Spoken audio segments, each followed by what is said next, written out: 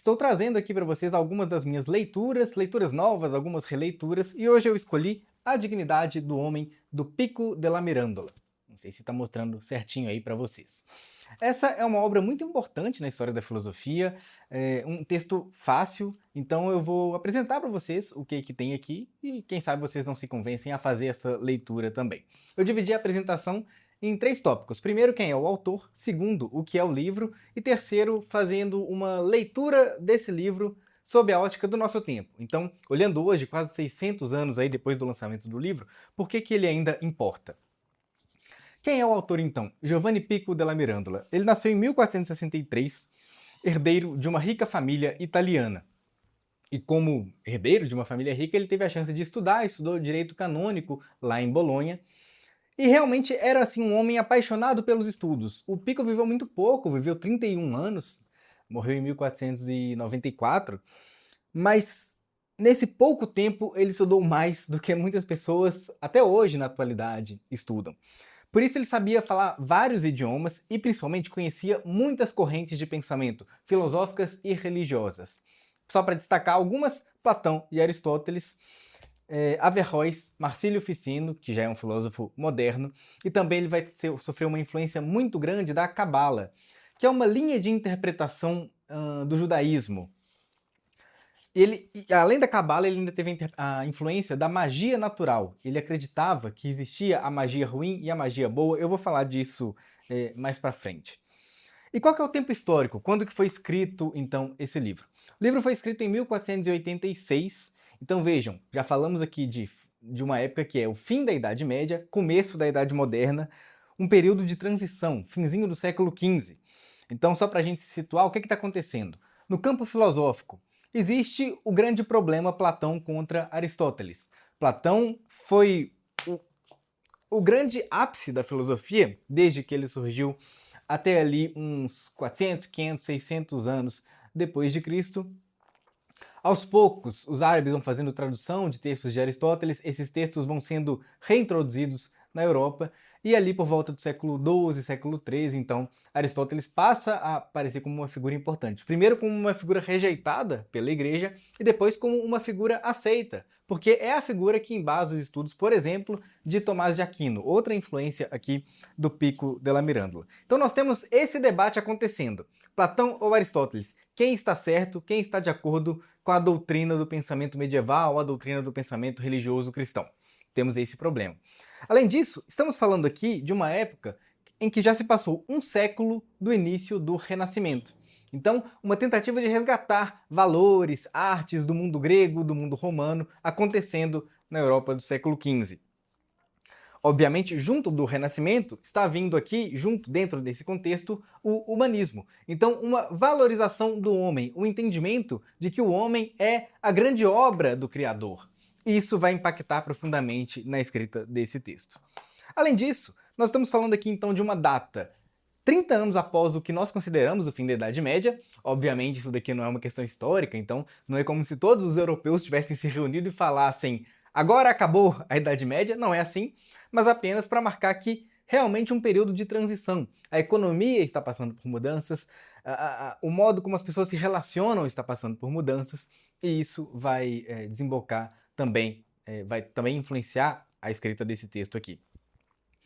6 anos depois da escrita desse livro, os europeus vão chegar às Américas. Ou seja, em pouquíssimo tempo, tudo aquilo que os europeus pensavam conhecer o mundo todo, né? Isso vai cair por terra. E isso também fortalece esse tempo histórico aqui em que esse texto foi escrito. E para terminar, quando a gente fala de renascimento, de humanismo, muitas vezes as pessoas confundem com iluminismo, no sentido de que parece que vai haver um ataque a tudo aquilo que não é ciência. E muito pelo contrário, tá? Europa do século XV, século XVI, ainda tem muito pensamento ligado ao misticismo, muita coisa ligada à magia. Como eu falei para vocês, então, nós temos esse clima de magia, de doutrinas não escritas, de escolas de pensamento mais afastadas, que não devem chegar para todas as pessoas, segredos ocultos. Esse é o clima cultural em que o Pico está inserido. E o que é esse livro, então? Esse livro é escrito quando o Pico, lá por volta dos seus 22, 23 anos, visita a Universidade de Sorbonne, em Paris, e ele decide então redigir 900 teses. Vejam bem, o trabalho não é nem um pouco pequeno. Ele decide escrever 900 teses sobre a moral, a espiritualidade, filosofia e teologia. Qual que é a ideia do Pico aqui? Não falei para vocês que ele está num período de transição? Então você tem a briga Platão e Aristóteles. Você tem o fim da Idade Média, ou seja, a igreja já não tem mais a força que tinha, começa a sofrer alguns ataques aqui e ali. Nesse período, o Pico aparece então com a proposta de criar um sistema unificado. A proposta dele é de criar um sistema, um compêndio de todo o pensamento humano.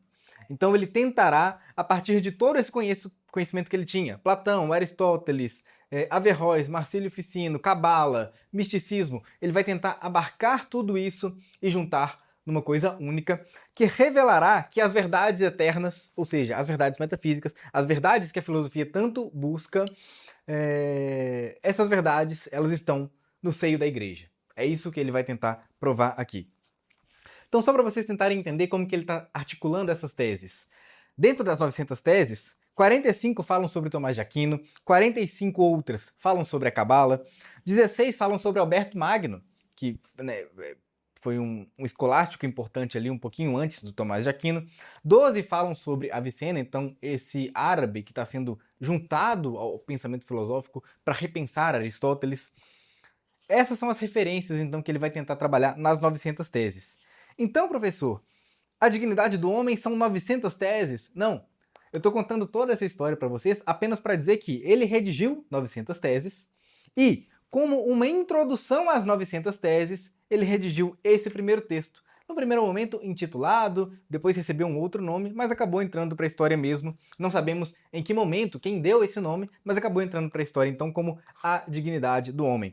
Isso aqui então é a introdução às 900 teses. E aí você pode me perguntar, mas e as 900 teses, professor? O que aconteceu com elas, né? Elas foram trabalhadas, a gente pode ler, a gente pode estudar, elas têm alguma relevância para o mundo contemporâneo? E aí eu vou aqui para o meu livro, onde eu falo, né, tem um capítulo aqui sobre o Pico della Mirandola, na página 311, só para ler para vocês aqui no material. O que aconteceu? Aqui, ó. Pico teve a ideia de redigir 900 teses sobre moral, espiritualidade, filosofia e teologia, para colaborar nos debates filosóficos da época. Como introdução às teses, escreveu um pequeno discurso. Ironicamente, o discurso ficou famoso e as 900 teses não causaram grande impacto. Não causaram grande impacto, aqui eu digo, em relação à história da filosofia. Porque, na época, no momento em que as 900 teses foram escritas, na verdade, elas causaram, sim, um impacto. O projeto das teses foi rejeitado pelos acadêmicos e depois o próprio Papa Inocêncio VIII vetou esse projeto filosófico do Pico della Mirandola. Ele, inclusive, foi brevemente preso, mas logo conseguiu ser solto. Não foi um caso ali de uma pessoa que, como Boécio, por exemplo, um filósofo que ficou preso por anos e anos. Não chega a tanto. Então, a dignidade do homem é meramente a introdução às 900 teses e é o livro que importa aqui pra gente. O que nós temos aqui então? E aí eu separei 3 pontos principais da obra do autor. Em primeiro lugar, aqui nós temos uma ótima defesa, na minha interpretação, da filosofia, um convite à vida filosófica e também um ensinamento de qual é o melhor jeito de estudar filosofia. Existia na época de Pico a moda de se estudar uma filosofia já fechada, apenas um sistema filosófico já fechado. Majoritariamente haviam 2 opções: a escola tomista, ou seja, aqueles que estudavam filosofia para seguir Tomás de Aquino, e a escola escotista, então que seguiam lá as doutrinas do Scotus. Qual que é a visão de Pico sobre isso? Ele fala: quanto a essa moda de estudar só alguma das correntes de filosofia, me parece um problema que esses estudantes só sabem responder algumas poucas questões. Então, quem estudava filosofia tomista só conseguia responder questões concernentes ao pensamento de Tomás de Aquino. A mesma coisa com os escotistas. Então ele diz, olha, a solução, no meu ver, é enveredar em todas as outras correntes de pensamento. Me parece muito mais útil você olhar para várias filosofias do que já escolher uma e pré-selecionar. E eu concordo completamente com isso. Eu acho que quem é iniciante na filosofia, assim, todo mundo que quer começar a estudar filosofia a sério, precisa fazer um passeio, precisa fazer um reconhecimento, né? Como se você fosse viajar para um lugar e conhecesse o mapa, desse uma olhada no mapa. Bom, vou viajar para essa terra, deixa eu ver aqui o que que tem, quais são os principais pontos turísticos, onde que o pessoal está mais concentrado, onde que não é muito recomendado, ou onde é mal falado, digamos assim. É a mesma coisa com a filosofia. Você abre um mapa, que é a história da filosofia, você vai ter os grandes centros, as metrópoles, Sócrates, Platão, Aristóteles, Nietzsche, por aí vai. E você vai ter ali alguns filósofos rejeitados, mas você precisa de ter uma noção geral, né, de tudo aquilo que está ali, para depois decidir onde você quer se especializar, onde você quer focar primeiro, qual o percurso que você quer passear. Antes de tudo, é preciso de uma primeira olhada. Então aqui eu fiz uma paráfrase do que o Pico escreve aqui no livro. Em vez de me ater a uma escola de filosofia, decidi adentrar em todas. Porque é do confronto dos mais variados sistemas filosóficos que nasce a verdade. Esse é o jeito que eu entendo que nós devemos, até assim, principalmente quem busca a filosofia como um modo de vida, como um modo de encontrar as próprias verdades, assim, as próprias verdades. Claro, a gente quer encontrar as verdades absolutas, mas encontrar a sua própria interpretação sobre a vida, escolher o próprio caminho com bases filosóficas. Quem quer fazer isso precisa de ter uma noção geral. Então eu gosto muito dessa defesa que Pico faz da filosofia. O segundo ponto que eu queria trazer para vocês é uma explicação de no que consiste a dignidade do homem. Então, o cerne do livro, que está dentro do próprio título. A dignidade do homem aqui diz respeito a em que o homem se diferencia dos outros seres, então dos animais, das plantas e por aí vai. Em que o homem se diferencia das outras criações de Deus? Essa é a questão que o Pico se coloca. Será que o homem é o rei das criaturas inferiores, como outros pensadores colocaram, outros teólogos colocaram? Pico vai recorrer então à criação do homem, de acordo com a doutrina cristã, para pensar qual é o local do homem na criação. Então, para ele, bom, Deus já havia criado todos os animais, já havia criado o mundo, já havia distribuído todas as coisas, certo? E aí, ele decide então criar uma última obra. Ele decide criar alguém que seja capaz de compreender aquilo que ele criou. Então, esse é o homem, esse é o lugar do homem, na visão de Pico, partindo dessa interpretação teológica. Né? O homem é aquele criado por Deus para ocupar um lugar de contemplação, um lugar de entendimento dentro da natureza. Mas é isso que dá dignidade para o homem? Não, não é isso. Essa é apenas uma fundamentação primeira. Essa fundamentação, apenas fazendo um desvio aqui, lembra muito a criação, o mito da criação da humanidade grego, né? Na briga dos irmãos Prometeu e Epimeteu. Então, todas as qualidades teriam sido colocadas nos outros seres, de modo que os seres humanos ficaram sem qualidade nenhuma.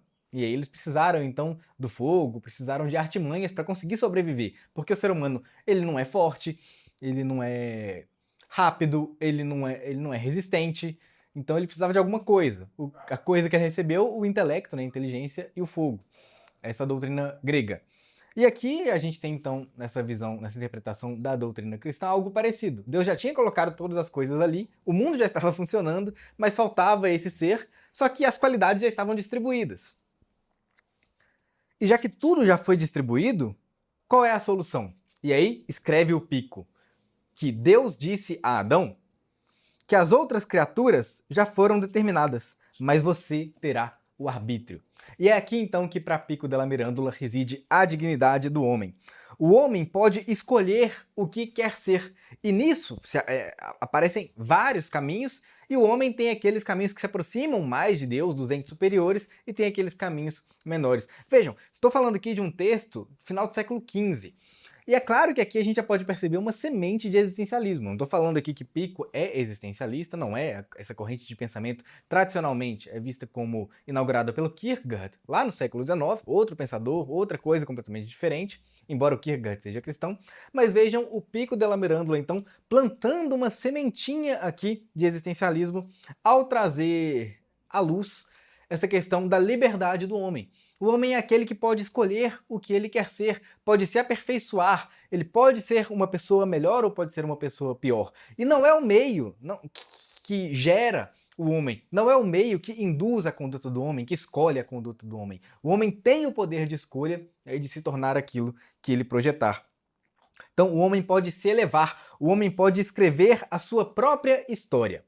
A partir desse entendimento, Pico então vai fazer um dos seus maiores ataques na filosofia, que é o ataque à astrologia. Como a astrologia tende a defender um certo determinismo, então, dependendo da posição dos astros, você vai ser de certa forma, você vai conquistar certas coisas, você vai fazer certas ações. O Pico, então, ele bate bastante na astrologia, considera ela uma forma de ciência inválida, né? Ele acredita que existe a ciência e que a astrologia não se encaixa dentro da categoria de ciência exatamente. O homem, em vez de ser determinado, pelo contrário, os seus aspectos físicos. Então a força de um homem é construída durante a existência. A moral de um homem, ela vai se aperfeiçoando à medida que ele escolhe ser moral. Também aqui ressoando um pouquinho teorias aristotélicas da ética, né? A intelectualidade do homem, que passa exatamente pelo estudo da moral, estudo da filosofia, estudo da teologia, tudo isso vai sendo construído. E é por isso que o homem tem dignidade.